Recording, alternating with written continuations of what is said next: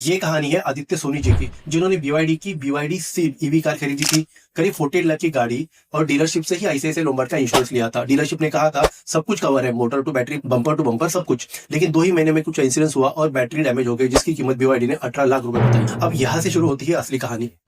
Insurance company ने कहा कि बैटरी डैमेज तो हमारे कवर में है ही नहीं। सीरियसली 48 लाख की कार और उसमें 18 लाख की चीज जो है वो कवर ही नहीं। आदित्य ने कंपनी को लगातार मेल किए, फोन किए, महीनों तक कोई जवाब नहीं। आखिर उन्होंने ट्विटर पर पूरी बात अपनी पोस्ट कर दी। वहां लोगों ने बताया कि ये सरासर गलती जो है वो ICICI लोम्बार्ड की है, उनको ये क्लेम देना ही पड़ेगा। काफी लंबी लड़ाई, सोशल मीडिया पर हुए हंगामे के बाद आखिरकार ICICI लोम्बार्ड जो है 50% क्लेम पास करने को रेडी हो गई।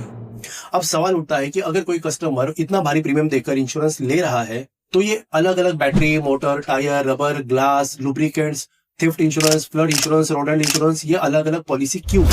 जहां तक ईवी की बात है तो उसका असली खर्चा जो है बैटरी का रहता है, जहां पर 60 से 75% तक की वैल्यू जो है बैटरी की होती है। अगर वही कवर नहीं है तो फिर इंश्योरेंस किस बात का?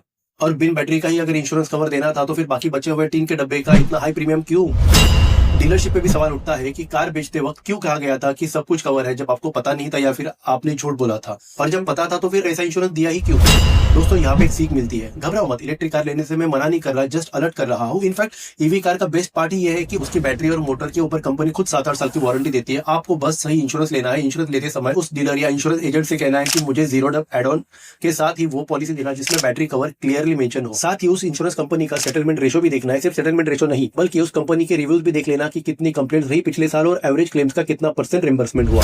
बाकी इस वीडियो को इतना शेयर करो कि इंश्योरेंस रेगुलेटरी अथॉरिटीज तक ये बात पहुंचे, जहां अथॉरिटीज को जरूरत है इन कंपनीज के लिए सख्त गाइडलाइन बनाने की, जहां एक गाड़ी एक इंश्योरेंस, बस।